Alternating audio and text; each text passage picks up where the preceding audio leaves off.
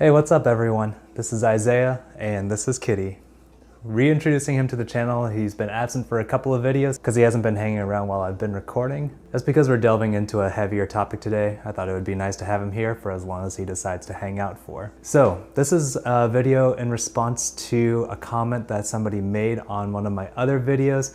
The user, I think, was MathPieHannon, and this person was asking about grieving for a family member who is not dead, but is struggling heavily with substance abuse. So I wanted to dive a bit into this topic today, trying to validate some of the feelings that this person might be feeling, what a lot of other family members of substance abusing individuals might be feeling, and then talk about some of the steps that you might take for your own mental health and your emotional wellness during this time, while trying to support your family member who's struggling. Let's dive into it. So yeah, one of the things I really want to validate right off the bat is that grief in this instance is a little bit different. It's not as normative as the grief that someone might have for somebody whose family member has passed away. It's a little different because that person is still technically alive, but I would think it more akin to a grief that someone feels for a family member who is struggling with a chronic illness. And because of that, when I talk about patterns in the relationship between someone who is addicted to substances and their family members, I don't want it to ever come across as that person is being manipulative or that they are necessarily intentionally doing some of these things that perpetuate that pattern of addiction, but that because it is a disease, it follows certain patterns, and those just happen to show up behaviorally rather than physiologically. And so that's the thing. There is real hurt there. There is real grief because you have lost the person that you grew up with. Family members have talked about not recognizing the person that's in front of them, that family member that's struggling with addiction, because it's so insidious, because it works its way into every part of somebody's life, that just over time they gradually become less and less like the person that you used to know. And there is a real sense of loss and grief in that, and a sense of helplessness associated with that because you don't know how you can help this person and you've tried everything. And that substance, whatever it is, just has such a tight hold on them that nothing else seems to influence them anymore except that next high. So as you are going through this process of grieving and trying to come to grips with the reality of what that relationship looks like now, here are a couple of things I would suggest to look into for your own emotional well-being and to be supported as you are going through this journey. Al-Anon is a support system that is specifically geared towards supporting family members of people who are struggling with addiction. It follows a similar model to AA, where it is group meetings, support groups, and that are very community organized and led. If you go, I think the most important benefit to groups is that you can recognize you're not alone, that there are other people who are struggling with similar concerns, similar problems, and that you are not isolated in this journey that you're undertaking with your family member or your loved one. That might be step one, just reaching out to see what kind of community support you're able to find, whether it's in a religious community, whether it's a nonprofit, or whether it's just something community organized like Al-Anon. Hey everyone, hope you're enjoying the channel. What I want to talk about real quick is just where the channel is going in the next couple of months. We have recently hit monetization levels on YouTube, and what I want to do with this threshold is to really engage your support and ask for your help in taking our channel to the next level. One of the next steps I really want to take is doing live streams.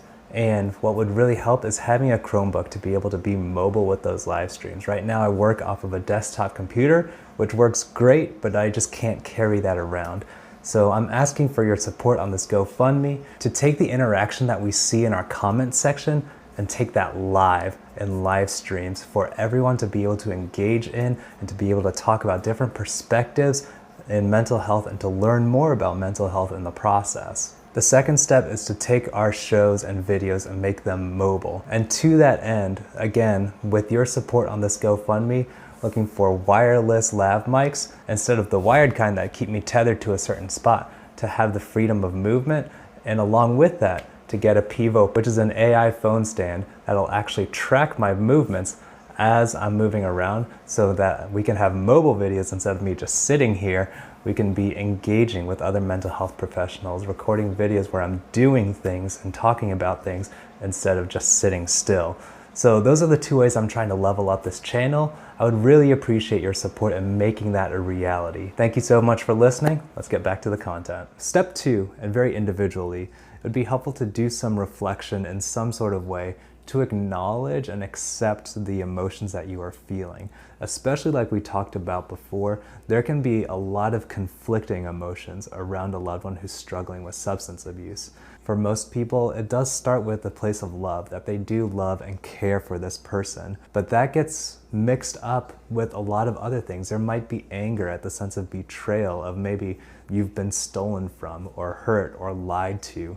There can be a lot of anger and resentment there for the betrayal of trust. I've seen this a lot in parents who have kids who are abusing substances or are addicted, that they feel guilt for not intervening earlier. I should have done this differently. I should have gotten them help sooner. I should have said something about it. I shouldn't have done this or that. Like we talked about before, there might be grief for the person that they used to be. And the person now that is struggling with addiction is not a person that you recognize. There might be grief in that. There might be some hope sprinkled in that with every time that they say they're going to, every time you see some kind of positive sign, that there might be hope. Maybe this is the turning point for them. Maybe they've turned the corner here. And there's also a possibility of there being fear that you might be taken advantage of, that you always have to be on guard around this person, making sure they're not stealing from you, making sure that they're being honest with you.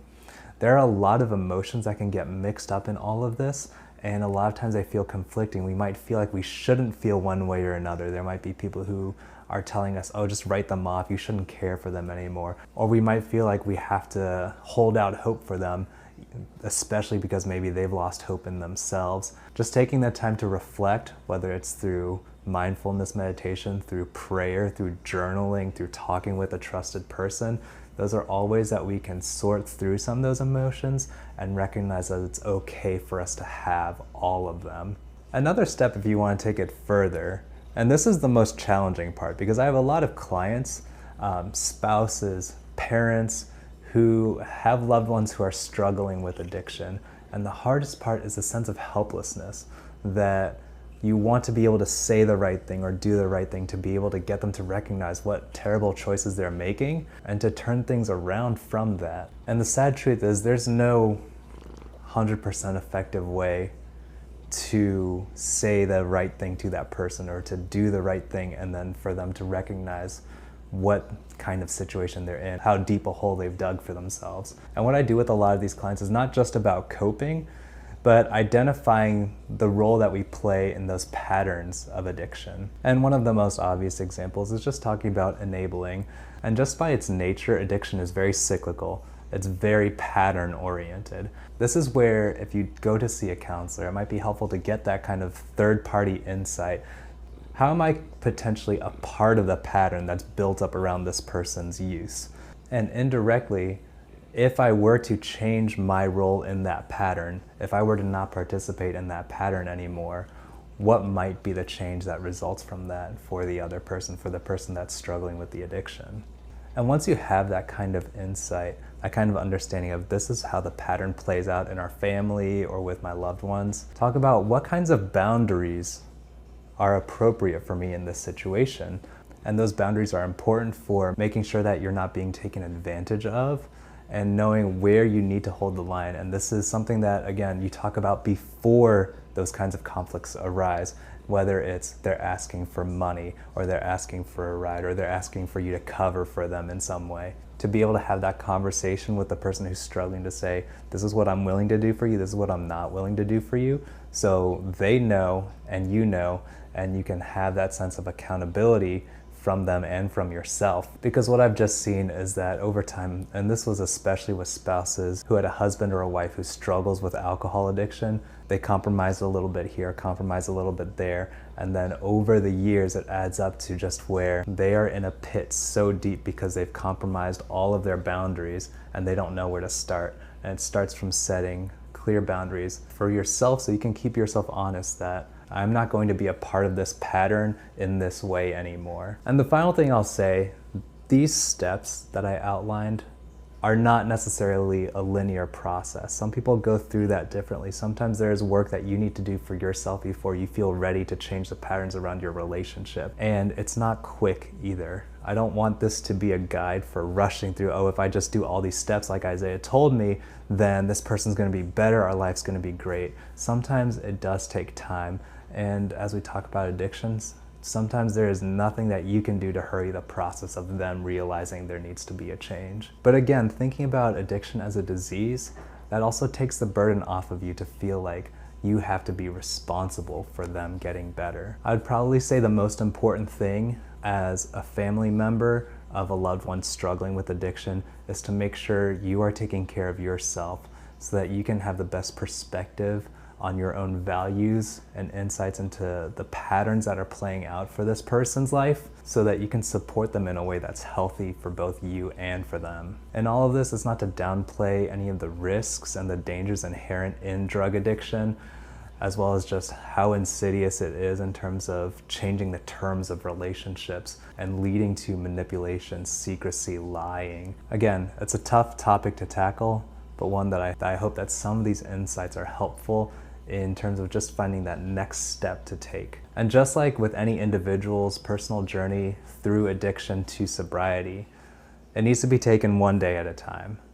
I know we have this long-term goal of like, okay, so we're gonna fix our relationship, they're gonna be off drugs, everything's gonna be great. But if we keep that at the forefront of our minds the whole time, then that leads to discouragement a lot quicker because we're thinking from 0 to 100% right away. Focus on that first step. What do I need to do today for myself, for this person? If that's going to an Al-Anon meeting, if that's going to make an appointment with a counselor, if that's just journaling about how I feel about all of this.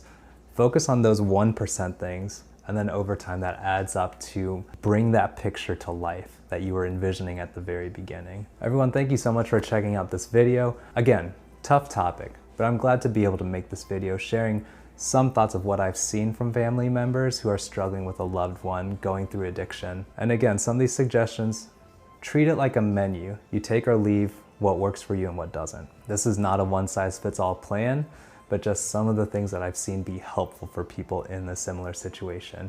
Take time to grieve, take time to process your feelings. Thank you all for checking out this video. Please take the time to like and subscribe. That helps our channel to grow and continue making content for you all.